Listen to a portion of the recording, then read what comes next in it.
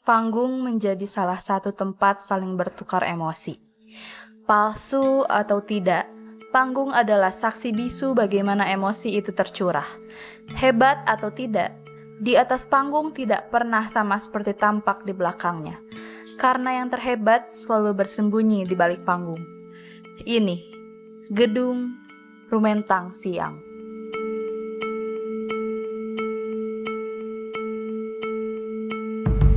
Gedung Rumentang Siang, Rivoli Theater begitu namanya di tahun 1925.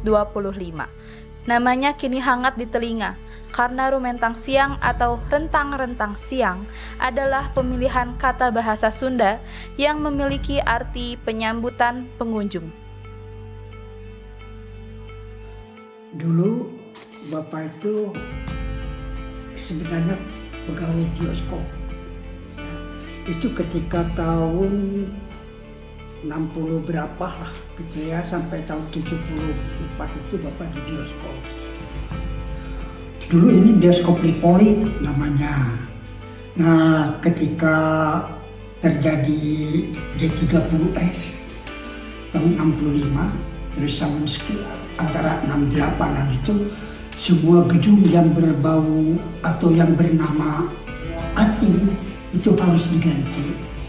Nah, ini dulunya bioskop Ripoli, karena Ripoli itu bahasanya asing, yang diganti jadi bioskop Pajar. Nah, setelah tahun 70 datang kontraktor ke sini, ya itu ganti lagi namanya jadi Ripoli lagi. Nah, ketika itu gubernurnya Pak Solihin JP. Nah, Pak Solihin JP itu mau pensiun jadi gubernur, dia pengen ada kenang-kenangan atau istilah Sundanya katinem buat warga Jawa Barat. Ini ada gedung kesenian. Dulu ada dua rencananya, di bioskop Luxor, satu di stasiun Bandung dulu gitu, dan di sini di Ripoli. Yang strategis kata Pak Gubernur itu ya di sini di Ripoli, karena di Ripoli ini dulu berhadapan dengan pasar. Terus di sana di sebelah pasar itu ada gedung sandiwara namanya Sri Murni. Terus di belakang gedung ini ada juga ketoprak. Nah, maka dipikir bahwa di sinilah di Ripoli yang paling strategis. Nah, jalan di depan itu sebenarnya bukan Baranang Siang, dan dulu itu sampai buntu cuman sampai di sana. Nah, ini dulu nama jalannya itu Yunlyo dulu. Nah, setelah jadi gedung kesenian Rumentang Siang, ini diganti namanya Baranang Siang. Nah, mungkin adik-adik tahu lah apa itu Baranang Siang, apa itu Rumentang Siang. Gitu ya. Kalau dalam bahasa Sunda kan itu Rumentang Siang itu, tahu nggak bahasa Indonesianya? Rumentang Siang. Nah, itu Rumentang Siang, rentang, rumentang. Jadi mau menuju gitu lah. Kalau ini Baranang ini udah terang gitu, udah siang, bener-bener siang gitu. Rumentang Siang tidak pernah kehilangan eksistensinya. Bangunan khas yang memberi nuansa-nuansa seperti pada zaman dahulu tidak pernah membuatnya kehilangan identitas. Rumentang Siang, gedung kesenian yang dahulu kala menjadi tolak ukur para seniman yang akan tampil di Taman Ismail Marzuki. Nah kan Pak, ngedengar dari sejarah Bapak tadi, ada nyinggung tentang Jakarta ya Pak. Nah, katanya Rumentang Siang ini pernah menjadi tolak ukur sebelum pentas seni buat ke Taman Ismail Marzuki ya katanya. Nah, terus dengan kata lain, sebelum teaternya dibawa ke Taman Ismail Marzuki itu, apa benar Rumentang Siang ini tuh jadi uji kelayakan gitu sebelum dibawa ke Jakarta? Sebenarnya tidak gitu. Oh. Ya. Bahwa hanya katanya sih kalau orang sebuah grup sudah mentas di Rumentang Siang itu akan diakum, meskipun dia mentas di Jogja, main di Solo, apa, ya itu pernah mentas di gedung kesenian Rumentang Siang. Itu kenapa? Karena gedung Rumentang Siang itu seleksi sekali. Jadi kalau pementasan yang belum matang, belum bisa mentas di rentang siang. Itu kalau jangankan teater, sandiwara Sunda itu kalau belum pas untuk mentas di rentang siang ya ditolak. Itu padahal sandiwara Sunda itu nih kelola uangnya dikasih, uangnya kelola di gedung ini, kesenian ini gitu. Nah sekarang kamu mentas di rentang siang, tapi nanti kalau sudah pas, nah itu. Jadi bukan standar harus kalau mau ke Jakarta harus mentas di rentang, bukan gitu. Cuman yang harus jadi ukuran kalau jadi standarnya itu kalau sudah mentas di rentang siang, oke lah. Gitu. Dulu itu begitu, jangankan teater, balet juga pernah gitu. Kalau orang-orang balet itu mengatakan, segan tuh main di rentang siang itu, gitu. Grup itu hampir-hampir kalau mau mentas di rentang siang itu, ya itu. Jadi kadang-kadang kan kalau ada ini, saya ini ngegarap, terus orang mentas, kapan dimentas? Bulan ini, pokoknya ya, coba dilihat. Nah orang mentas itu kesana, melihatin proses latihan, proses apa, terus nanyain gimana nih proses, gimana itu. Nah ternyata begitu lihat latihan, wah kurang, belum pas gitu ya, belum pas untuk mentas di rentang siang. Sekian hari lagi lah latihan dulu. Nah itu terus dikasih tahu bahwa ini tadi gini sih, ini kurang ini kurang ini. Ya silakan. Kalau udah dikasih, nah baru gitu sebenarnya. Jadi bukan barometer atau bukan standar harus main di rentang siang dulu, bukan. Oke. Kan rentang siang tuh udah jadi tempat yang bersejarah banget ya Pak. Terus udah ada tokoh-tokoh besar gak sih yang lahir dari teater rentang siang tuh? Tokoh itu bisa banyak. Ada yang dari segi lukis, kayak Tisna Suntara, terus Dianto. Itu banyak. Yang udah itu ya diantara seperti Pasuyatna Amirun, terus siapa lagi? Yang apalagi tokoh-tokoh di SCSI yang sekarang ISBI. Di sana itu sekarang ada yang jadi rektornya aja, Retno Dwi Mawati, pokoknya Bu Retno aja. Itu dulunya pernah mentas di sini. Terus yang pertama sekali Pak Arthur Esnala juga pernah di sini mentas. Bahkan sebagai ya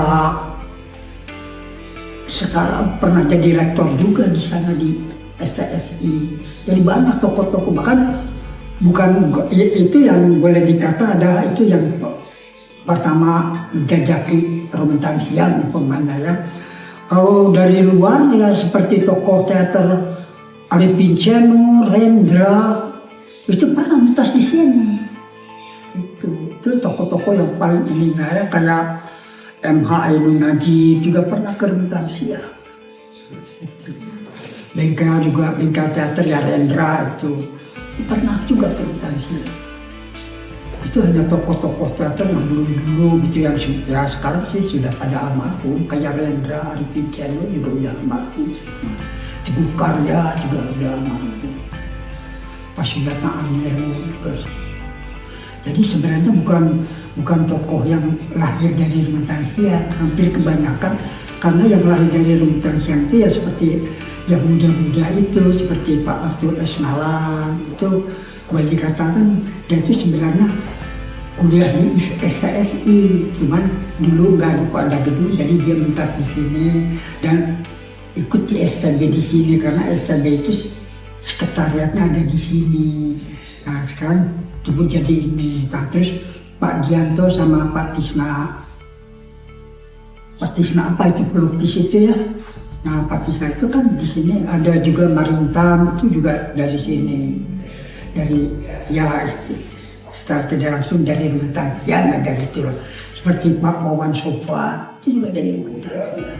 Kalau tokoh-tokoh yang menjadi punya nama besar gitu lah, ada punya nama-nama besar. Panggung teater menyajikan kisah perjalanan hidup seseorang yang ditampilkan di atas panggung. Berbagai macam peran telah banyak dimainkan. khususnya di Gedung Rumentang siang ini. Dalam seni teater itu sendiri, di balik hebatnya suatu kisah ditulis, akan selalu ada perjuangan aktor yang perlu menampilkan betapa hebat kisah tersebut. Nah kan Pak, di balik teater tuh, di balik cerita yang hebat gitu ya, pasti ada aktor-aktor yang keren juga kan di balik itu. Nah, ada ini gak Pak, ada tips buat berakting yang bagus tuh kayak gimana sih? Aduh, gimana ya, kasih tahunya.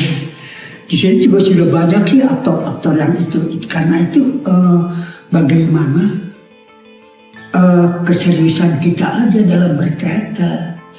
Gitu ya, karena kalau dulu sih, kalau dulu ada penggemblengan ya, seperti ada acting course, ya itu ada penggemblengan untuk jadi aktor.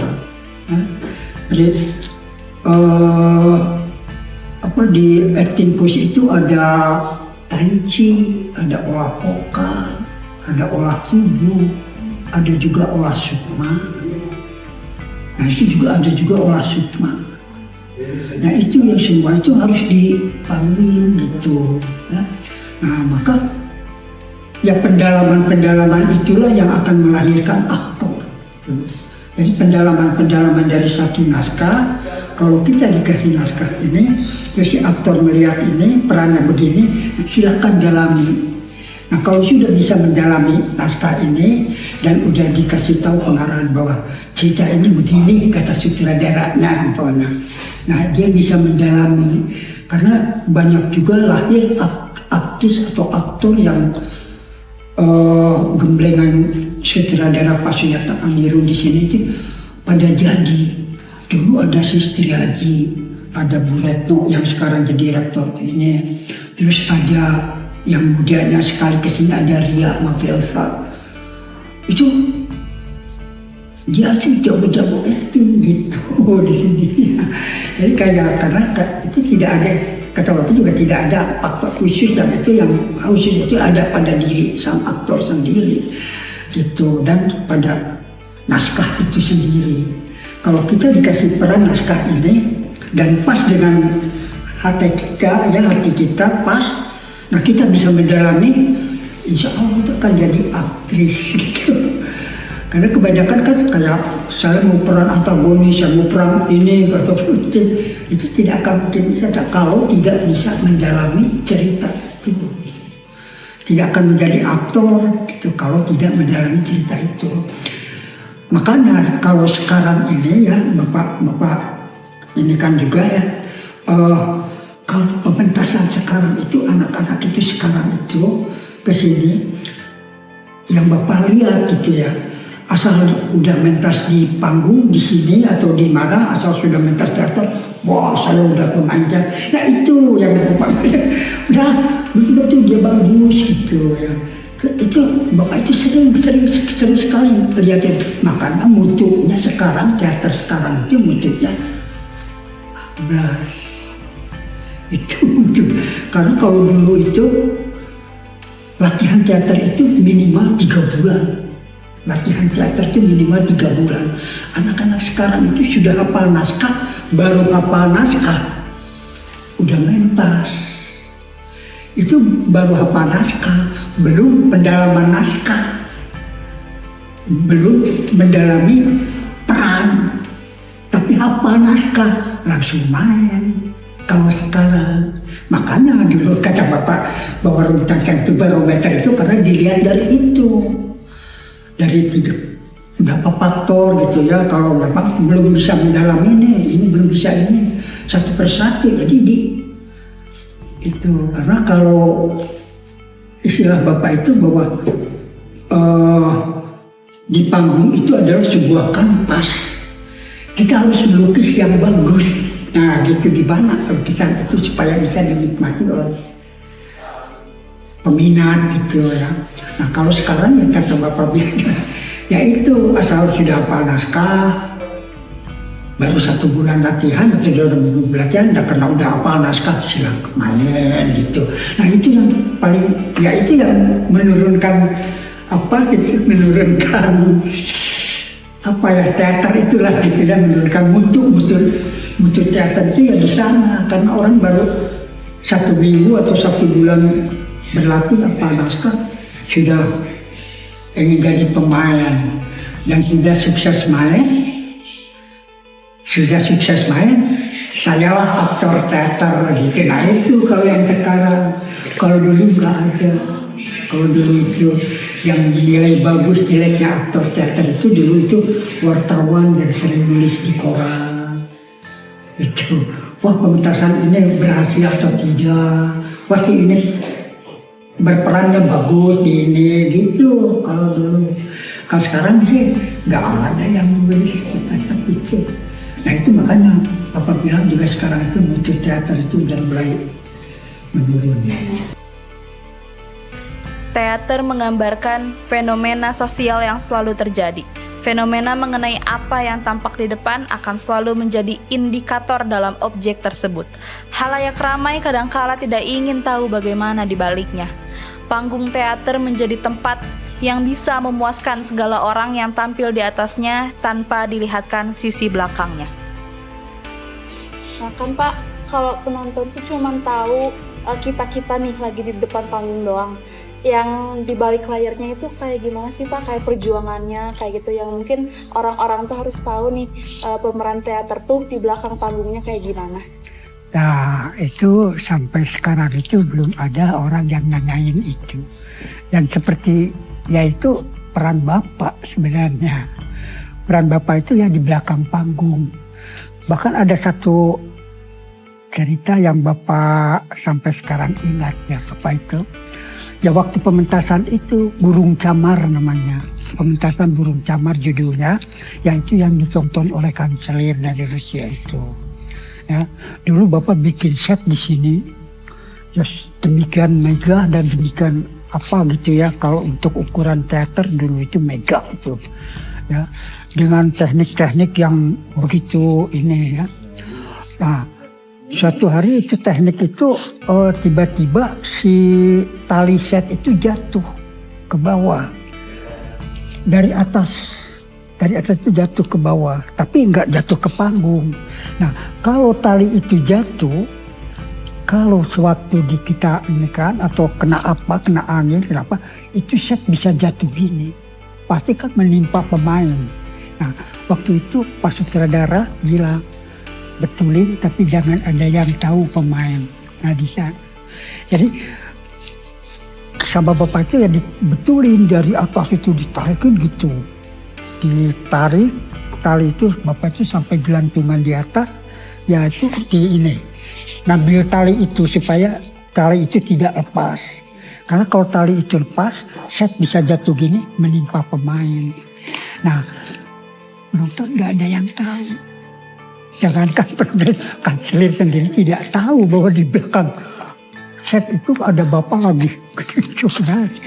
Nah itu ya ada Bapak itu karena dengan kesuksesannya itu ya hanya kepuasan aja Bapak itu. Jadi hampir berapa persen lah orang belakang panggung teater itu nggak ada yang ini gitu. Gitu ceritanya. Jadi nggak ada itu kalau untuk belakang teater ya di belakang panggung itu ya kerjanya ya kerja. Karena Bapak itu ada satu amanah dari sutradara Pak Suyatna Angirun. Dia bilang ke Bapak bahwa di teater itu bekerja. Nah jadi Bapak itu nggak ada apa-apa. Jadi istilahnya bekerja aja kalau di teater itu. Gedung Rumetang Siang mampu bertahan hingga saat ini. Hal-hal yang telah diperjuangkan tidak pernah adil jika berhenti diperjuangkan begitu saja. Sebab seni selalu melekat pada diri manusia, karenanya kita dapat mencapai nilai estetis. Gedung berkesenian sejatinya harus tetap bertahan untuk memberi panggung kepada setiap insan yang hendak berkarya.